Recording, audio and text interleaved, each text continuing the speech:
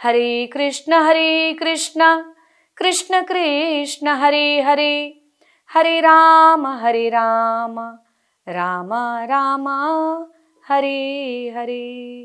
Hare Krishna. So ಇಂದು 18ನೇ ಅಧ್ಯಾಯದಲ್ಲಿ ಏನೆಲ್ಲ ಇದೆ ಅಂಥೇಳಿ ಅರ್ಥ ಮಾಡಿಕೊಳ್ಳೋದಕ್ಕಿಂತ ಮುಂಚೆ ನಿನ್ನೆ 17ನೇ ಅಧ್ಯಾಯದಲ್ಲಿ ನಾವು ಏನೆಲ್ಲ ತಿಳ್ಕೊಂಡು ಅಂಥೇಳಿ ಒಂದು ಸರ್ತಿ ರಿಕ್ಯಾಪ್ ಮಾಡೋಣ. 17ನೇ ಅಧ್ಯಾಯದಲ್ಲಿ ಅರ್ಜುನ ಕೇಳ್ತಾನೆ ಕೃಷ್ಣನ ಹತ್ರ, ಶಾಸ್ತ್ರದಲ್ಲಿ ವಿಧಿಸದೇ ಇರುವಂತಹ ತತ್ವಗಳನ್ನು ಅನುಸರಿಸುವವರ ಸ್ಥಿತಿ ಏನು, ಅವರು ಯಾವ ಗುಣದವರು ಅಂತ.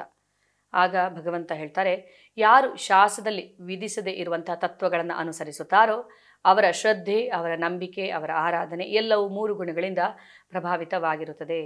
3 ಗುಣಗಳಲ್ಲಿಯ ನಂಬಿಕೆ, ಶ್ರದ್ಧೆ, 3 ಗುಣಗಳಲ್ಲಿಯ ಆಹಾರ, 3 ಗುಣಗಳಲ್ಲಿಯ ಯಜ್ಞ, ದಾನ, ತಪಸ್ಸು, ಮಾತು ಎಲ್ಲವನ್ನ ನಾವು ತಿಳಿದುಕೊಂಡು ಓಂ ತತ್ಸತ್ ಅಂದರೆ ಏನು ಅನ್ನೋದನ್ನು ನಾವು ಅರ್ಥ ಮಾಡಿಕೊಂಡು ಯಜ್ಞ, ದಾನ, ತಪಸ್ಸನ್ನು ಪರಮಪುರುಷನಾದ ಭಗವಂತನಿಗೆ ಅರ್ಪಿಸಬೇಕು ಅನ್ನೋದನ್ನು ನಾವು ತಿಳಿದುಕೊಂಡು 18ನೇ ಅಧ್ಯಾಯದ ಹೆಸರು ಮೋಕ್ಷ ಸನ್ಯಾಸ ಯೋಗ. ಸೊ ಕೃಷ್ಣನನ್ನು ನಾವು ಉತ್ತಮ ಪ್ರೆಸೆಂಟರ್ ಅಂತ ಹೇಳ್ಬೋದು, ಎಕ್ಸ್ಪರ್ಟ್ ಪ್ರೆಸೆಂಟರ್. 2ನೇ ಅಧ್ಯಾಯದಲ್ಲಿ ಏನೆಲ್ಲ ಹೇಳಬೇಕು ಅದನ್ನು ಒಂದು ಗೀತಸಾರ ಸಂಗ್ರಹ ಅಂಥೇಳಿ ಅದನ್ನು ಒಂದು ಸಾರಾಂಶದ ರೂಪದಲ್ಲಿ ಅವರು ವಿವರಿಸುತ್ತಾರೆ. ಕರ್ಮಯೋಗದ ಸ್ವಲ್ಪ ವಿಷಯವನ್ನು, ಜ್ಞಾನಯೋಗದ್ದು ಮತ್ತು ಭಕ್ತಿಯೋಗದ ಬಗ್ಗೆ ಅವರು ಸಾರಾಂಶ ರೂಪದಲ್ಲಿ ತಿಳಿಸುತ್ತಾರೆ. ಅದಾದಮೇಲೆ 1ನೇ ಅಧ್ಯಾಯದಿಂದ 6ನೇ ಅಧ್ಯಾಯದವರೆಗೆ ಸಂಪೂರ್ಣ ಕರ್ಮಯೋಗ ಅದು. ಅದಾದಮೇಲೆ 7ನೇ ಅಧ್ಯಾಯದಿಂದ 12ನೇ ಅಧ್ಯಾಯದವರೆಗೆ ಭಕ್ತಿಯೋಗ, 13ನೇ ಅಧ್ಯಾಯದಿಂದ 17ನೇ ಅಧ್ಯಾಯದವರೆಗೆ 18ನೇ ಅಧ್ಯಾಯದವರೆಗೆ ಜ್ಞಾನಯೋಗ ಇದ್ದರೆ ಕೂಡ 17ನೇ ಅಧ್ಯಾಯದವರೆಗೆ ಏನೆಲ್ಲ ಹೇಳಬೇಕು ಆಲ್ಮೋಸ್ಟ್ ಅದನ್ನು ಹೇಳಿ ಮುಗಿಸ್ತಾರೆ ಭಗವಂತ. ಮತ್ತು 18ನೇ ಅಧ್ಯಾಯದಲ್ಲಿ ಎಲ್ಲದರ ಸಾರಾಂಶವನ್ನು ಅವರು ಹೇಳುತ್ತಾರೆ. 18ನೇ ಅಧ್ಯಾಯದಲ್ಲಿ ಕರ್ಮ ಮತ್ತು ಜ್ಞಾನಯೋಗದ ಸಾರಾಂಶವನ್ನು ಮೊದಲಿಗೆ ಭಗವಂತ ಹೇಳ್ತಾರೆ. ಅದಾದಮೇಲೆ 3 ಗುಣಗಳ ಬಗ್ಗೆ ಮತ್ತೆ ನಾವು ತಿಳಿದುಕೊಳ್ಳಲಿದ್ದೇವೆ. ಸೊ ಭಗವದ್ಗೀತೆಯಲ್ಲಿ ಕೆಲವೊಂದು ವಿಷಯಗಳು ರಿಪೀಟ್ ಆಗಿದೆ ಅಂತ ನಮಗೆ ಅನಿಸ್ಬೋದು. ರಿಪಿಟೇಷನ್ನ ಅವಶ್ಯಕತೆ ಇದೆ, ಅದನ್ನು ಸರಿಯಾಗಿ ನಾವು ಅರ್ಥ ಮಾಡಿಕೊಳ್ಳೋದಕ್ಕೆ. ಆದರ್ಶ ಕೆಲಸಗಾರರು ಯಾರು ಅನ್ನೋದನ್ನು ಭಗವಂತ ಹೇಳ್ತಾರೆ. ಅದಾದಮೇಲೆ ಭಗವಂತನ ಪ್ರೀತಿಗೆ ನಾವು ಹೇಗೆ ಪಾತ್ರರಾಗಬಹುದು ಅನ್ನೋದನ್ನು ಭಗವಂತ ವಿವರಿಸುತ್ತಾರೆ. ಭಗವದ್ಗೀತೆಯನ್ನು ಕೇಳೋದ್ರಿಂದ, ಅರ್ಥ ಮಾಡಿಕೊಳ್ಳೋದ್ರಿಂದ ಆಗುವಂತಹ ಲಾಭಗಳೇನು ಅನ್ನೋದನ್ನು ನಾವು ತಿಳಿದುಕೊಳ್ಳಲಿದ್ದೇವೆ. ಅರ್ಜುನ ಉವಾಚ ಸನ್ಯಾಸಸ್ಯ ಮಹಾಬಾಹೋ ತತ್ವಂ ಇಚ್ಛಾಮಿ ವೇದಿತುಂ ತ್ಯಾಗಸ್ಯ ಚ ಋಷಿಕೇಶ ಪೃಥಕ್ಕೇಶಿ ನಿಷೂದನ. ಅರ್ಜುನನು ಹೇಳಿದನು, ಮಹಾಬಾಹುವೇ, ಕೇಶಿ ರಾಕ್ಷಸನನ್ನು ಕೊಂದವನೇ, ಋಷಿಕೇಶನೇ, ತ್ಯಾಗ ಮತ್ತು ಸನ್ಯಾಸಗಳ ಉದ್ದೇಶವನ್ನು ತಿಳಿದುಕೊಳ್ಳಲು ನಾನು ಬಯಸುತ್ತೇನೆ. ಸೊ ಇಲ್ಲಿ ಅರ್ಜುನ ಕೃಷ್ಣನನ್ನು ಕೇಶಿ ನಿಷೂದನ ಅಂತ ಕರೆಯುತ್ತಾನೆ. ಅಂದರೆ ಕೇಶಿ ಎನ್ನುವಂಥ ರಾಕ್ಷಸನನ್ನು ಕೊಂದವನೇ ಋಷಿಕೇಶನೇ. ಋಷಿಕೇಶ ಅಂದರೆ ಎಲ್ಲ ಇಂದ್ರಿಯಗಳ ಒಡೆಯ ಅಂತೇಳಿ. ಈಗ ಕೃಷ್ಣ ಯಾವ ಲೀಲೆಯನ್ನು ಮಾಡಿರುತ್ತಾರೋ ಅದರ ಪ್ರಕಾರ ಅವರಿಗೆ ಹೆಸರು ಸಿಕ್ಕಿದೆ. ಕೇಶಿ ಎಂಬ ರಾಕ್ಷಸನನ್ನು ಕೊಂದಿದ್ದಕ್ಕೆ ಕೇಶಿ ನಿಷೂದನ. ಈಗ ನೀನು ಹೇಗೆ ರಾಕ್ಷಸನನ್ನು ಕೊಂದೆಯೋ ಹಾಗೆ ನನ್ನ ಮನಸ್ಸಿನಲ್ಲಿರುವಂಥ ಸಂಶಯ ಎನ್ನುವಂಥ ರಾಕ್ಷಸನನ್ನು ಕೂಡ ನೀನು ಕೊಲ್ಲು ಅಂತೇಳಿ ಕೇಶಿ ನಿಷೂದನ ಅಂತ ಅರ್ಜುನ ಇಲ್ಲಿ ಕೇಳ್ತಾ ಇದ್ದಾನೆ. ತ್ಯಾಗ ಮತ್ತು ಸನ್ಯಾಸಗಳ ಉದ್ದೇಶವನ್ನು ತಿಳಿದುಕೊಳ್ಳಲು ಬಯಸುತ್ತೇನೆ ಅಂತ ಅರ್ಜುನ ಹೇಳ್ತಾನೆ. ಶ್ರೀ ಭಗವಾನುವಾಚ ಕಾಮ್ಯಾನಾಂ ಕರ್ಮಣಾಂ ನ್ಯಾಸಂ ಸನ್ಯಾಸಂ ಕವಯೋ ವಿದುಃ ಸರ್ವಕರ್ಮ ಫಲತ್ಯಾಗಂ ಪ್ರಾಹುಸ್ತ್ಯಾಗಂ ವಿಚಕ್ಷಣಾಃ. ದೇವೋತ್ತಮ ಪರಮಪುರುಷನು ಹೀಗೆ ಹೇಳಿದನು, ಐಹಿಕ ಬಯಕೆಯ ಆಧಾರವಿರುವ ಕರ್ಮಗಳನ್ನು ತ್ಯಜಿಸುವುದನ್ನೇ ಮಹಾವಿದ್ವಾಂಸರು ಸನ್ಯಾಸವೆಂದು ಕರೆಯುತ್ತಾರೆ. ಎಲ್ಲ ಕರ್ಮಗಳ ಫಲಗಳನ್ನು ಬಿಟ್ಟು ಬಿಡುವುದನ್ನೇ ವಿದ್ವಾಂಸರು ತ್ಯಾಗ ಎಂದು ಕರೆಯುತ್ತಾರೆ. ಸೊ ಈಗ ನಿಜವಾದ ಕರ್ಮ ಅಂದರೆ ಏನು? ಐಹಿಕ ಬಯಕೆಯ ಆಧಾರವಿರುವ ಕರ್ಮಗಳನ್ನು ತ್ಯಜಿಸುವುದು ಸನ್ಯಾಸ, ಕರ್ಮಗಳ ಫಲಗಳನ್ನು ಬಿಟ್ಟು ಬಿಡುವುದು ತ್ಯಾಗ ಅಂಥೇಳಿ. ಸೊ ಈಗ ಸನ್ಯಾಸಿ ಅವನು ಕಾಮ್ಯ ಕರ್ಮವನ್ನು ಮಾಡುವುದಿಲ್ಲ, ನಿತ್ಯ ಕರ್ಮವನ್ನು ಮಾಡುತ್ತಾನೆ. ನಿತ್ಯ ಕರ್ಮ ಅಂದರೆ ಈಗ ಉದಾಹರಣೆಗೆ ಸಂಧ್ಯಾ ವಂದನೆ ಮಾಡುವಂಥದ್ದು, ನಿತ್ಯ ಕರ್ಮಗಳನ್ನು ಮಾಡುವಂಥದ್ದು ಸನ್ಯಾಸಿ ಕೂಡ ಅದನ್ನು ಮಾಡಲೇಬೇಕಾಗುತ್ತದೆ. ಕಾಮ್ಯ ಕರ್ಮವನ್ನು ಮಾಡುವುದಿಲ್ಲ, ಯಾಕೆಂದರೆ ಕಾಮ್ಯ ಕರ್ಮ ಅದು ದೋಷಯುಕ್ತ ಅಂತೇಳಿ.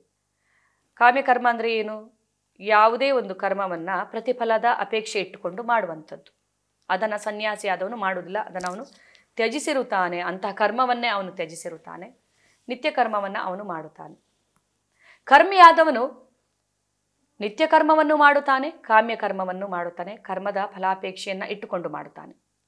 ಭಕ್ತನಾದವನು ಅವನು ನಿತ್ಯ ಕರ್ಮವನ್ನು ಮಾಡುತ್ತಾನೆ, ಕರ್ಮ ಯೋಗವನ್ನು ಮಾಡುತ್ತಾನೆ, ಕರ್ಮವನ್ನು ಮಾಡುತ್ತಾನೆ, ಕರ್ಮದ ಫಲವನ್ನು ಭಗವಂತನಿಗೆ ಅವನು ಅರ್ಪಿಸಿ ಮಾಡುತ್ತಾನೆ. ಆದುದರಿಂದ ಎಲ್ಲ ಕರ್ಮಗಳ ಫಲಗಳನ್ನು ಬಿಟ್ಟು ಬಿಡುವುದನ್ನು ತ್ಯಾಗ ಅಂತ ಹೇಳುತ್ತಾರೆ. ಐಹಿಕ ಬಯಕೆ ಇರುವ ಕರ್ಮಗಳನ್ನು ಬಿಟ್ಟು ಬಿಡುವುದನ್ನು ಸನ್ಯಾಸ ಎಂದು ಕರೆಯಲಾಗುತ್ತದೆ. ಎಲ್ಲ ಬಗೆಯ ಕಾಮ್ಯ ಕರ್ಮಗಳು ದೋಷಯುಕ್ತ, ಅವುಗಳನ್ನು ಬಿಟ್ಟು ಬಿಡಬೇಕೆಂದು ಕೆಲವು ವಿದ್ವಾಂಸರು ಹೇಳುತ್ತಾರೆ. ಇನ್ನು ಕೆಲವು ಮಹಾಚಿಂತಕರು ಯಜ್ಞದಾನ ಮತ್ತು ತಪಸ್ಸುಗಳನ್ನು ಬಿಡಲೇಬಾರದೆಂದು ಹೇಳುತ್ತಾರೆ. ಈಗ ಕಾಮ್ಯಕರ್ಮ ಅನ್ನುವಂಥದ್ದೇ ದೋಷಯುಕ್ತ ಅಂತ ಕೆಲವರು ಅದನ್ನು ಬಿಟ್ಟು ಬಿಡ್ತಾರೆ ಸನ್ಯಾಸಿಗಳು. ಆದರೆ ಕೆಲವರು ಹೇಳುತ್ತಾರೆ, ಈಗ ಕಾಮ್ಯಕರ್ಮದಲ್ಲಿ ಕೆಲವೊಂದು ಯಜ್ಞದಾನ ತಪಸ್ಸುಗಳ ಬಗ್ಗೆ ಹೇಳಲಾಗಿದೆ, ಅದನ್ನು ಬಿಡಬಾರದು ಅಂತೇಳಿ. ಸೊ ಯಾವ ಥರದ ಯಜ್ಞದಾನ ತಪಸ್ಸು ಅನ್ನೋದನ್ನು ನಾವು ನೋಡೋಣ. ಯಜ್ಞದಾನ ತಪಃ ಕರ್ಮ ನಾತ್ಯಾಜ್ಯಂ ಕಾರ್ಯಮೇವ ತತ್ ಯಜ್ಞೋದಾನಂ ತಪಶ್ಚೈವ ಪಾವನಾನಿ ಮನೀಷಿಣಾಂ. ಯಜ್ಞ ದಾನ ತಪಸ್ಸುಗಳನ್ನು ಬಿಡಬಾರದು, ಅವುಗಳನ್ನು ಮಾಡಬೇಕು. ವಾಸ್ತವವಾಗಿ ಯಜ್ಞ ದಾನ ತಪಸ್ಸುಗಳು ಮಹಾತ್ಮರನ್ನು ಸಹ ಪರಿಶುದ್ಧಗೊಳಿಸುತ್ತವೆ.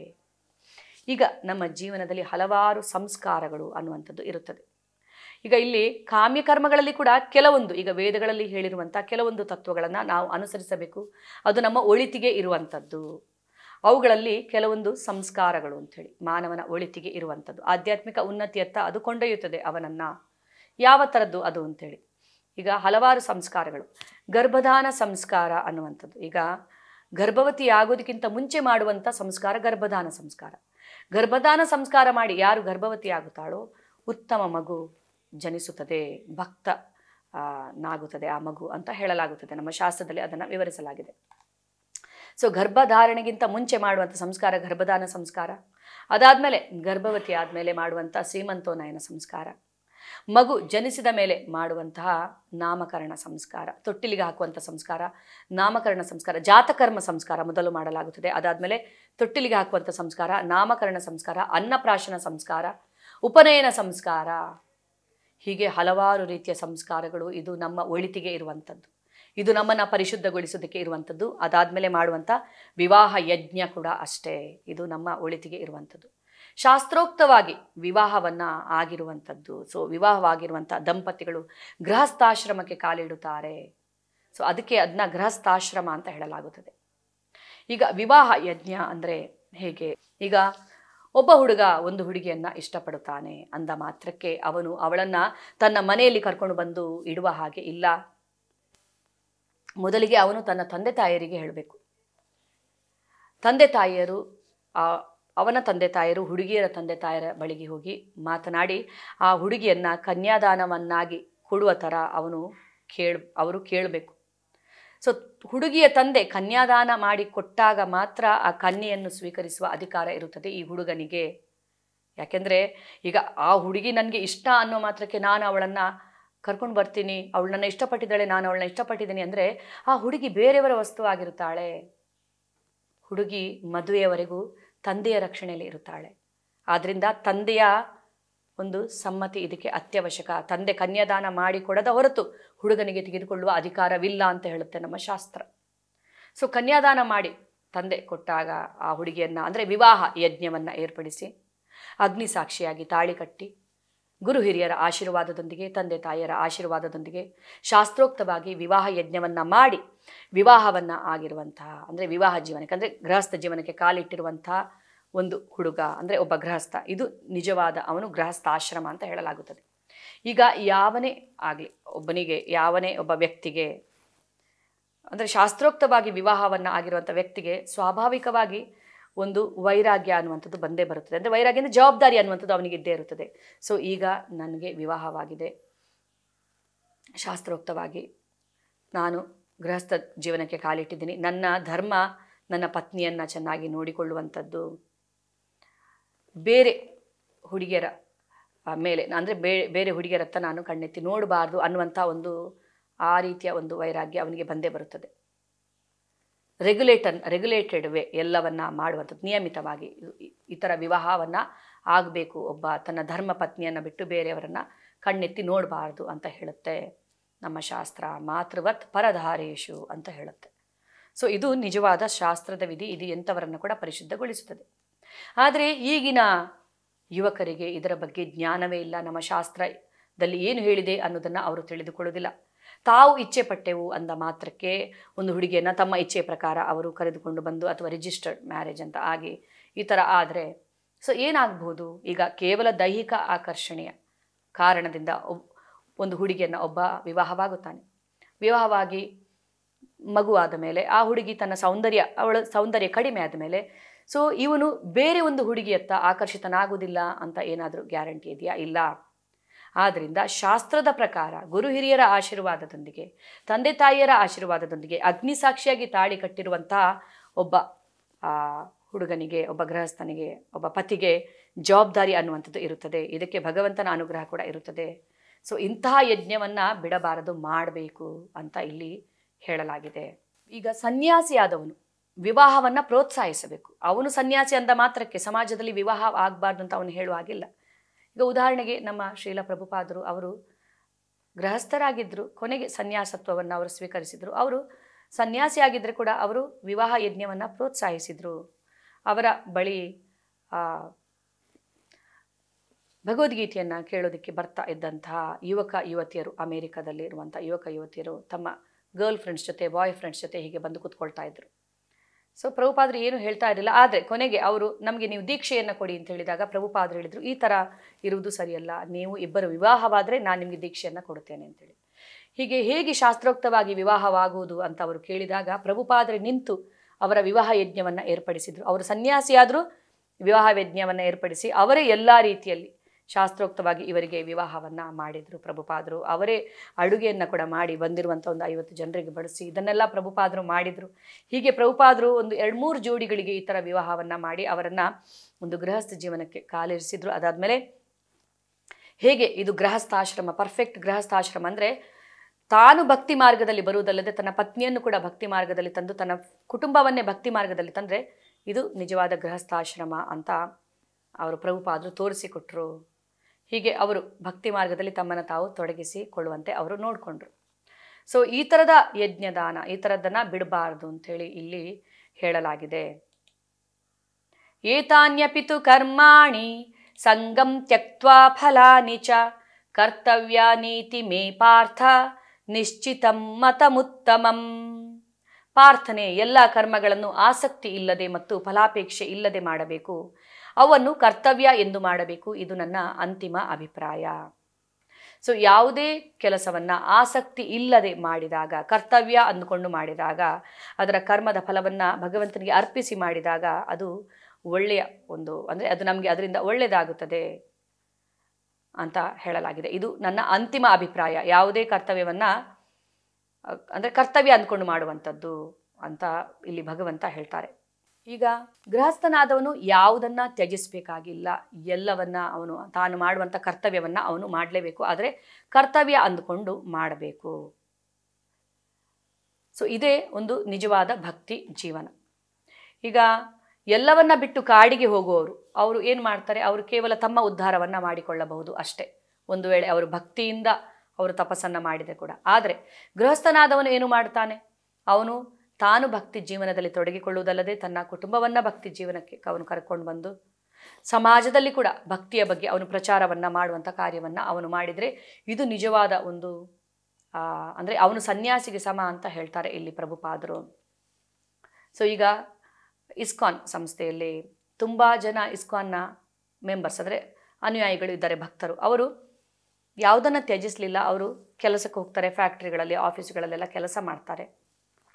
ತಾವು ದುಡಿದು ತಂದಿದ್ದನ್ನು ಅವರು ಕೃಷ್ಣ ಪ್ರಜ್ಞೆಯನ್ನು ಹರಡುವ ಕಾರ್ಯದಲ್ಲಿ ಅದನ್ನು ಬಳಸುತ್ತಾರೆ. ಅವರು ನಿಜವಾದ ಸನ್ಯಾಸಿ. ಯಾಕೆಂದರೆ ಅವರು ಕಾರ್ಯ ಮಾಡ್ತಾ ಇದ್ರು, ಅದರ ಫಲದಿಂದ ಅವರು ಮುಕ್ತರಾಗಿದ್ದಾರೆ. ತಮ್ಮ ಕರ್ಮವನ್ನು ಭಗವಂತನಿಗೆ ಅರ್ಪಿಸಿ ಅವರು ಮಾಡಿದ್ದಾರೆ ಅಂತ ನಾವು ಇಲ್ಲಿ ಅರ್ಥ ಮಾಡ್ಕೊಳ್ಬಹುದು. ಆದ್ದರಿಂದ ಯಾವ ಸ್ಥಾನದಲ್ಲಿ ನಾವು ಇರುತ್ತೀವೋ, ಸ್ಥಾನೇ ಸ್ಥಿತಿ ಗತಿ, ಯಾವ ಸ್ಥಾನ ಯಾವ ಸ್ಥಿತಿ ಯಾವ ಗತಿಯಲ್ಲಿ ಹೇಗಿರುತ್ತೀವೋ ಅಲ್ಲಿದ್ದುಕೊಂಡೇ ಭಕ್ತಿಯನ್ನು ಮಾಡುವುದನ್ನೇ ನಮಗೆ ಭಗವದ್ಗೀತಾ ಹೇಳುತ್ತದೆ. ಕುಚ್ ಮತ್ ಚೋಡೋ ಕೃಷ್ಣಕೋ ಜೋಡೋ. ಯಾವುದರಿಂದ ನೀನು ಡಿಟ್ಯಾಚ್ ಆಗಬೇಕಾಗಿಲ್ಲ, ಅಟ್ಯಾಚ್ ಆಗು. ಭಗವಂತನ ಜೊತೆ ಅಟ್ಯಾಚ್ ಆಗೋದ್ರಿಂದ ಅಂದರೆ ಡಿಟ್ಯಾಚ್ಮೆಂಟ್ ಥ್ರೂ ಅಟ್ಯಾಚ್ಮೆಂಟ್ ನೀನು ಭಗವಂತನ ಜೊತೆ ಪ್ರೀತಿ ಪ್ರೇಮವನ್ನು ಬೆಳೆಸಿಕೊಂಡ್ರೆ ಅನಾವಶ್ಯಕವಾಗಿರೋದ್ರ ಬಗ್ಗೆ ಬೇರ್ಪಡುವಿಕೆ ತನ್ನಿಂತಾನೇ ಆಗುತ್ತೆ ಅಂತೇಳಿ. ಛತ್ರಪತಿ ಶಿವಾಜಿ ಮಹಾರಾಜ್ ಭಗವಂತನ ಶ್ರೇಷ್ಠ ಭಕ್ತರಾಗಿದ್ದರು. ಸಂತ ತುಕಾರಾಮರ ಬೋಧನೆಗಳಿಂದ ಪ್ರಭಾವಿತರಾಗಿದ್ದರು. ಅವರಿಗೆ ಜೀವನದಲ್ಲಿ ಒಂದು ಹಂತದಲ್ಲಿ ಅನಿಸ್ತದೆ, ನಾನು ಎಲ್ಲವನ್ನ ತ್ಯಜಿಸಿ ಭಕ್ತಿ ಮಾರ್ಗದಲ್ಲಿ ನನ್ನನ್ನು ತೊಡಗಿಸಿಕೊಳ್ಬೇಕಂತೇಳಿ. ಸಂತ ತುಕಾರಾಮರ ಹತ್ರ ಬಂದು ಹೇಳುತ್ತಾರೆ, ನಾನು ಎಲ್ಲವನ್ನ ತ್ಯಜಿಸ್ಬೇಕಂತ ಅಂದರೆ ಇಚ್ಛಿಸಿದ್ದೀನಿ, ತ್ಯಜಿಸ್ಬೇಕಂತ ನಾನು ಅಂದರೆ ನನ್ನ ಮನಸ್ಸಿನಲ್ಲಿ ಆ ಥರ ಒಂದು ಇಚ್ಛೆ ಬರ್ತಾ ಇದೆ. ಸಾಕು, ಇನ್ನು ನನ್ನನ್ನು ನಾನು ಭಕ್ತಿ ಮಾರ್ಗದಲ್ಲಿ ತೊಡಗಿಸಿಕೊಳ್ಳುತ್ತೇನೆ ಅಂತೇಳಿ. ಆಗ ಸಂತ ತುಕಾರಾಮರು ಶಿವಾಜಿ ಮಹಾರಾಜರಿಗೆ ಬುದ್ಧಿಯನ್ನು ಹೇಳಿ ಕಳಿಸ್ತಾರೆ. ನೋಡು, ನೀನು ರಾಜನಾದವನು, ಭಗವಂತನ ಪ್ರತಿನಿಧಿ, ನೀನು ಭಕ್ತಿ ಮಾರ್ಗದಲ್ಲಿ ನಿನ್ನನ್ನು ತೊಡಗಿಸಿಕೊಂಡು ನಿನ್ನ ಪ್ರಜೆಗಳು ಕೂಡ ಭಕ್ತಿ ಮಾರ್ಗದಲ್ಲಿ ಅವರು ತೊಡಗಿಕೊಳ್ಳುವಂತೆ ನೀನು ನೋಡಿದರೆ ನೀನು ನಿಜವಾಗ್ಲೂ ಅಂದರೆ ಒಂದು ಉತ್ತಮ ರಾಜ. ಇದೇ ನಿಜವಾದ ಒಂದು ಭಕ್ತಿ ಆಗುತ್ತದೆ. ನೀನು ಮಾದರಿಯಾಗುತ್ತೀಯ ಜನರಿಗೆ. ಆದ್ದರಿಂದ ನೀನು ಯಾವುದನ್ನು ತ್ಯಜಿಸಬೇಕಾಗಿಲ್ಲ. ನಿನ್ನಿಂದ ತುಂಬ ಜನರು ಕಲಿತುಕೊಳ್ಳಲಿದ್ದಾರೆ. ನೀನು ಕರ್ತವ್ಯದಿಂದ ದೂರ ಸರಿಯುವ ಹಾಗೇನೇ ಇಲ್ಲ. ನಿನ್ನ ಕರ್ತವ್ಯವನ್ನು ನಿಭಾಯಿಸು. ನೀನು ರಾಜನಾಗಿರುವಂಥ ನಿನ್ನ ಕರ್ತವ್ಯವನ್ನು ನಿಭಾಯಿಸಿಕೊಂಡು ನಿನ್ನ ಪ್ರಜೆಗಳು ಕೂಡ ಭಕ್ತಿ ಮಾರ್ಗದಲ್ಲಿ ತೊಡಗಿಕೊಳ್ಳೋ ಥರ ನೀನು ನೋಡ್ಕೋ. ಇದು ನಿಜವಾದ ಭಕ್ತಿ ಆಗುತ್ತದೆ ಅಂತ ತುಕಾರಾಮರು ಅವರಿಗೆ ಹೇಳಿ ಕಳಿಸ್ತಾರೆ. ಆದ್ದರಿಂದ ಯಾವುದನ್ನು ತ್ಯಜಿಸಬೇಕಾಗಿ ಇಲ್ಲ. ಭಕ್ತಿ ಮಾರ್ಗದಲ್ಲಿ ತೊಡಗಿಕೊಳ್ಳುವುದು ತುಂಬ ಮುಖ್ಯ, ಯಾವ ಸ್ಥಿತಿಯಲ್ಲಿದ್ದರು ಅನ್ನೋದನ್ನು ನಾವಿಲ್ಲಿ ಅರ್ಥ ಮಾಡ್ಕೊಳ್ಬೋದು. 4 ಥರದ ಜ್ಞಾನಿಗಳಿರುತ್ತಾರೆ. ಸೊ ಕೆಲವರು ಜ್ಞಾನವನ್ನು ಪಡೆಯುತ್ತಾರೆ ಭಗವದ್ಗೀತೆಯ, ಆದರೆ ಅದನ್ನು ಕಾರ್ಯರೂಪಕ್ಕೆ ಅವರು ತರುವುದಿಲ್ಲ. ಭಕ್ತಿಯನ್ನು ಅವರು ಪ್ರಾಕ್ಟೀಸ್ ಮಾಡೋದಿಲ್ಲ. ಈಗ ಭಗವದ್ಗೀತೆಯ ಪ್ರಾಕ್ಟಿಕಲ್ ಅಪ್ಲಿಕೇಶನ್ ಏನು? ಭಕ್ತಿಯನ್ನು ಮಾಡುವಂಥದ್ದು, ಭಕ್ತಿ ಯೋಗವನ್ನು ಅಭ್ಯಾಸ ಮಾಡುವಂಥದ್ದು. ಭಗವದ್ಗೀತೆಯ ಸಾರವೇ ಭಕ್ತಿ. ಅದನ್ನು ಭಗವದ್ಗೀತೆಯಿಂದ ಬೇರ್ಪಡಿಸಲಿಕ್ಕೆ ಆಗೋದಿಲ್ಲ ನಾವು. ಆದರೆ ಕೆಲವರು ಜ್ಞಾನಕ್ಕೋಸ್ಕರ ಇದನ್ನು ತಿಳಿದುಕೊಳ್ತಾರೆ, ಆದರೆ ಭಕ್ತಿಯನ್ನು ಅವರು ಅಭ್ಯಾಸ ಮಾಡೋದಿಲ್ಲ. ಇವರು ಒಂದು ಥರದ ಜ್ಞಾನಿ. ಇನ್ನು 2ನೇ ಥರದ ಜ್ಞಾನಿ ಯಾರು? ಅವನು ಭಕ್ತಿಯನ್ನು ಅಭ್ಯಾಸ ಮಾಡ್ತಾನೆ, ಆದರೆ ತಪ್ಪಾಗಿ ಅರ್ಥ ಮಾಡ್ಕೊಳ್ತಾನೆ ಭಗವದ್ಗೀತೆಯನ್ನು. ಅವ್ಯಕ್ತಂ ವ್ಯಕ್ತಿಮಾಪನ್ನಂ ಅಂತ ಭಗವಂತ ಹೇಳ್ತಾರೆ. ಸೊ ನನಗೆ ವ್ಯಕ್ತಿತ್ವವಿಲ್ಲ ಅಂತ ತಿಳಿದುಕೊಳ್ಳುವಂಥದ್ದು, ನಾನು ನಿರಾಕಾರ ಅಂತ ತಿಳಿದುಕೊಳ್ಳುವಂಥದ್ದು. ಸೊ ಇಂಥವರಿಗೆ ಭಗವಂತ ಹೇಳ್ತಾರೆ ಅವಜಾನಂತಿ ಮಾ ಮೂಢ. ಅವನು ಮೂಢ, ನನ್ನನ್ನು ಮನುಷ್ಯ ಅಂತ ತಿಳಿದುಕೊಳ್ಳುತ್ತಾನೆ. ಅವನಿಗೆ ನಾನು ಅವ್ಯಯನು, ನನ್ನ ದಿವ್ಯ ಸ್ವರೂಪವು ಅವನಿಗೆ ಅರ್ಥವಾಗುವುದಿಲ್ಲ ಅಂತೇಳಿ. ಸೊ ಇವರಿಬ್ಬರು ಕೂಡ, ಇವರಿಗೆ ಉನ್ನತಿಯ ಒಂದು ಭರವಸೆ ಅನ್ನುವಂಥದ್ದು ಇಲ್ಲ ಜೀವನದಲ್ಲಿ. ಮತ್ತೆ ಅವರು ಐಹಿಕ ಪ್ರಪಂಚಕ್ಕೆ ಬರಬೇಕಾಗತ್ತೆ. ಇನ್ನು 3ನೇಯವನು ಭಕ್ತಿಯನ್ನು ಅಭ್ಯಾಸ ಮಾಡುತ್ತಾನೆ, ಭಗವಂತನನ್ನು ನಿರಾಕಾರ ರೂಪದಲ್ಲಿ ಆರಾಧನೆ ಮಾಡುತ್ತಾನೆ, ಸಾಯುಜ್ಯ ಮುಕ್ತಿಯನ್ನು ಬಯಸುವವನು. 4ನೇಯವನು ನಿಜವಾದ ಭಕ್ತ. ಇವನು ಭಕ್ತರ ಸಂಘದಲ್ಲಿ ಭಕ್ತಿಯನ್ನು ಅಭ್ಯಾಸ ಮಾಡುತ್ತಾನೆ, ಭಗವಂತನ ಪ್ರೀತಿ ಪ್ರೇಮವನ್ನು ಪಡೆಯುತ್ತಾನೆ, ಭಗವಂತನ ಲೋಕಕ್ಕೆ ಹೋಗುತ್ತಾನೆ. ಹೋದ ಮೇಲೆ ಕೂಡ ಭಗವಂತ ಮತ್ತು ಅವನ ನಡುವಿನ ಸಂಬಂಧ ಮುಂದುವರಿಯುತ್ತದೆ. ಭಗವಂತನ ಸಾನ್ನಿಧ್ಯವನ್ನು ಅವನು ಬಯಸಿ ಅವನು ಹೋಗುವಂಥದ್ದು, ಸಾಧನ ಭಕ್ತಿಯನ್ನು ಮಾಡುವಂಥದ್ದು. ಸೊ ಹೀಗೆ 4 ಥರದವರು. ಅದರಲ್ಲಿ ಕೊನೆಯವನು ನಿಜವಾದ ಒಂದು ಅಂದರೆ ಪರಿಪೂರ್ಣತೆಯನ್ನು ಪಡೆಯುತ್ತಾನೆ ಅಂತ ಹೇಳ್ಬೋದು. ಮಹಾಬಾಹುವಾದ ಅರ್ಜುನನೇ, ವೇದಾಂತಕ್ಕೆ ಅನುಗುಣವಾಗಿ ಎಲ್ಲ ಕರ್ಮಗಳ ಸಿದ್ಧಿಗೆ 5 ಕಾರಣಗಳು ಇರುತ್ತವೆ. ಅವನ್ನು ನನ್ನಿಂದ ತಿಳಿದುಕೋ. ಕರ್ಮಸ್ಥಳ ಅಂದರೆ ದೇಹ, ಕರ್ತ ವಿವಿಧ ಇಂದ್ರಿಯಗಳು, ವಿವಿಧ ಪ್ರಯತ್ನಗಳು ಮತ್ತು ಕಟ್ಟಕಡೆಯದಾಗಿ ಪರಮಾತ್ಮ. ಈ 5 ಕ್ರಿಯೆಯ 5 ಅಂಶಗಳು. ಈಗ ಯಾವುದೇ ಒಂದು ಕಾರ್ಯವನ್ನು ನಾವು ಮಾಡಬೇಕಂತಿದ್ರೆ ಈ ದೇಹ ಇರಬೇಕು, ಕರ್ತ ಮಾಡುವವರು ಇರಬೇಕು, ವಿವಿಧ ಇಂದ್ರಿಯಗಳು ಕರ್ಮೇಂದ್ರಿಯಗಳು ಇರಬೇಕು, ನಮ್ಮ ಪ್ರಯತ್ನ ಕೂಡ ಇರಬೇಕು. ಕಟ್ಟಕಡೆಯದಾಗಿ ಪರಮಾತ್ಮನ ಒಂದು ಅನುಮತಿ, ಅಂದರೆ ಪರಮಾತ್ಮ ಅದನ್ನು ಸ್ಯಾಂಕ್ಷನ್ ಮಾಡಬೇಕು. ಹೀಗೆ 5 ಇದರಿಂದ ಇದು ಕೂಡಿದೆ ಒಂದು ಕೆಲಸ, 5 ಅಂಶಗಳು ಅಂತ ಹೇಳಲಾಗುತ್ತೆ. ತತ್ರೈವಂ ಸತಿ ಕರ್ತಾರಂ ಆತ್ಮಾನಂ ಕೇವಲಂ ತುಯಃ ಪಶ್ಯತ್ಯಾಕೃತ ಬುದ್ಧಿತ್ವಾನ್ ಸ ಪಶ್ಯತಿ ದುರ್ಮತಿ. ಆದುದರಿಂದ ಈ 5 ಅಂಶಗಳನ್ನು ಪರಿಗಣಿಸದೆ ತಾನೊಬ್ಬನೇ ಕರ್ತ ಎಂದು ಯೋಚಿಸುವವನು ನಿಶ್ಚಯವಾಗಿಯೂ ಬಹು ಬುದ್ಧಿವಂತನಲ್ಲ, ಅವನು ವಸ್ತುಸ್ಥಿತಿಯನ್ನು ಕಾಣಲಾರ. ಜ್ಞಾನಂ ಜ್ಞೇಯಂ ಪರಿಜ್ಞಾತ ತ್ರಿವಿಧ ಕರ್ಮ ಚೋದನ ಕರ್ಣಂ ಕರ್ಮ ಕರ್ತೇತಿ ತ್ರಿವಿಧಃ ಕರ್ಮ ಸಂಗ್ರಹ. ಜ್ಞಾನ, ಜ್ಞೇಯ ಮತ್ತು ಜ್ಞಾನಿ ಇವು ಮೂರು ಕರ್ಮವನ್ನು ಪ್ರೇರೇಪಿಸುವ ಅಂಶಗಳು. ಇಂದ್ರಿಯಗಳು, ಕರ್ಮ ಮತ್ತು ಕರ್ತ ಇವು ಕರ್ಮದ ಮೂರು ಘಟಕಗಳು. ಸೊ ಈಗ ಸಂತೋಷ ಅನ್ನುವಂಥದ್ದು, ನಾವು ಪ್ರತಿಯೊಬ್ಬರು ಸಂತೋಷವಾಗಿರಬೇಕೆಂದು ಬಯಸುತ್ತೇವೆ ಜೀವನದಲ್ಲಿ ಅಲ್ವಾ. ಈ ಸಂತೋಷದ ಹುಡುಕಾಟ ನಿರಂತರವಾಗಿ ನಮ್ಮ ಜೀವನದಲ್ಲಿ ನಡೆಯುತ್ತಾನೆ ಇರುತ್ತದೆ. ಸಂತೋಷ ಅಂದರೆ ಏನು ಅನ್ನೋದು ಬಹಳಷ್ಟು ಜನರಿಗೆ ಗೊತ್ತಿಲ್ಲ. ಸೊ ನಾವು ಏನನ್ನ ಸಂತೋಷ ಅಂತ ತಿಳ್ಕೊಳ್ತೀವೋ ಅದೆಲ್ಲವೂ ತಾತ್ಕಾಲಿಕವಾಗಿ ಇರುತ್ತದೆ ಈ ಜೀವನದಲ್ಲಿ. ಉದಾಹರಣೆಗೆ ಈಗ ತಲೆನೋವಾದಾಗ ತಲೆನೋವಿಗೆ ನಾವು ಔಷಧಿಯನ್ನು ತೆಗೆದುಕೊಳ್ತೇವೆ, ತಲೆನೋವು ವಾಸಿಯಾಗುತ್ತೆ. ವಾಸಿಯಾದಾಗ ನಮಗೆ ಸಂತೋಷವಾಗುತ್ತೆ, ಓಹ್ ಈಗ ನಾನು ಸಂತೋಷವಾಗಿದ್ದೇನೆ ಅಂತೇಳಿ. ಹಾಗಾದರೆ ತಲೆನೋವು ಬಂದು ವಾಸಿಯಾಗಿದ್ದು ನಿಜವಾದ ಸಂತೋಷನಾ, ಅಥವಾ ತಲೆನೋವು ಇಲ್ಲದಿರುವುದು ಸಂತೋಷನಾ, ಕಷ್ಟಗಳ ಆಬ್ಸೆನ್ಸೇ ಸಂತೋಷನಾ, ಅಥವಾ ನಿಜವಾದ ಸಂತೋಷ ಅಂದರೆ ಏನು? ಸುಖ ಅನ್ನುವಂಥದ್ದು ದೇಹಕ್ಕೆ ಸಿಗುತ್ತದೆ, ಶಾಂತಿ ಅನ್ನುವಂಥದ್ದು ಮನಸ್ಸಿಗೆ ಸಿಗುವಂಥದ್ದು. ಸಂತೋಷ ಅನ್ನುವಂಥದ್ದು ಆತ್ಮದ ಅನುಭವ. ಸೊ ಎಲ್ಲಿಯವರೆಗೆ ನಮಗೆ ಅಂದರೆ ನಮ್ಮ ಆತ್ಮ ಸಂತುಷ್ಟವಾಗುವುದಿಲ್ವೋ, ಸೊ ಆತ್ಮದಲ್ಲೇ ನಾವು ಸಂತೋಷವನ್ನು ಅನುಭವಿಸುವುದಿಲ್ವೋ ಅಲ್ಲಿಯವರೆಗೆ ಆ ಸಂತೋಷ ಅನ್ನುವಂಥದ್ದೆಲ್ಲವೂ ತಾತ್ಕಾಲಿಕವಾಗಿ ಇರುತ್ತದೆ. ಸಂತೋಷ ಅನ್ನುವಂಥದ್ದು ಹೊರಗೆ ಎಲ್ಲೂ ಇಲ್ಲ, ಬೇರೆಲ್ಲೂ ಇಲ್ಲ, ನಮ್ಮ ಒಳಗಡೆ ಇದೆ, ಅಂದರೆ ನಮ್ಮ ಆತ್ಮದಲ್ಲೇ ಇದೆ. ಸೊ ಹೇಗೆ ಈ ಸಂತೋಷವನ್ನು ಕಂಡುಹಿಡಿಯುವಂಥದ್ದು? ಆತ್ಮ ಪರಮಾತ್ಮನ ಜೊತೆ ಕನೆಕ್ಟ್ ಆದಾಗ ಈ ನಿಜವಾದ ಸಂತೋಷ ಏನು ಅನ್ನೋದು ನಮಗೆ ಗೊತ್ತಾಗುತ್ತದೆ. ಎಲ್ಲಿಯವರೆಗೆ ಆತ್ಮ ಪರಮಾತ್ಮನ ಜೊತೆ ಕನೆಕ್ಟ್ ಆಗೋದಿಲ್ವೋ ಅಲ್ಲಿಯವರೆಗೆ ನಾವು ಶಾಶ್ವತವಾದಂಥ ಸಂತೋಷ ಅಂದರೆ ಏನು ಅನ್ನುವಂಥದ್ರ ಅನುಭವ ನಮಗೆ ಆಗೋದಿಲ್ಲ. ಅಂದರೆ ನಾವು ಶಾಶ್ವತವಾದ ಸಂತೋಷವನ್ನು ಅನುಭವಿಸೋದಿಲ್ಲ. ಸೊ ನಿಜವಾಗಿ ನಾವು ಸಂತೋಷವಾಗಿರಬೇಕಂತಿದ್ರೆ ನಾವು ಭಕ್ತಿಯನ್ನು ಮಾಡಲೇಬೇಕು, ಭಗವಂತನ ಜೊತೆ ಕನೆಕ್ಟ್ ಆಗಲೇಬೇಕು ಅಂತ ಹೇಳುತ್ತೆ ಭಗವದ್ಗೀತಾ. ಹೀಗೆ ಇದು ಶುದ್ಧ ಸತ್ವಗುಣದ ಸಂತೋಷ, ಭಗವಂತನ ಜೊತೆ ಕನೆಕ್ಟ್ ಆದ ಮೇಲೆ ನಮಗೆ ಸಿಗುವಂಥದ್ದು. ಇಲ್ಲದಿದ್ದರೆ ಸಂತೋಷ ಅನ್ನುವಂಥದ್ದು ಕೂಡ ಮೂರು ಗುಣಗಳಿಂದ ಪ್ರಭಾವಿತವಾಗಿರುತ್ತದೆ, ಸತ್ವ, ರಜೋ, ತಮಗುಣದಿಂದ. ಸೊ ಅದು ಹೇಗೆ ಅನ್ನೋದನ್ನು ನಾವು ತಿಳಿದುಕೊಳ್ಳೋಣ. ಈಗ ಒಂದು ಸ್ವಯಂ ಮೌಲ್ಯಮಾಪನ ಸಮಯದ ಥರ ನೀವು ತಿಳ್ಕೊಬೋದು ನೀವು ಯಾವ ವರ್ಗಕ್ಕೆ ಸೇರುತ್ತೀರಿ ಅಂಥೇಳಿ.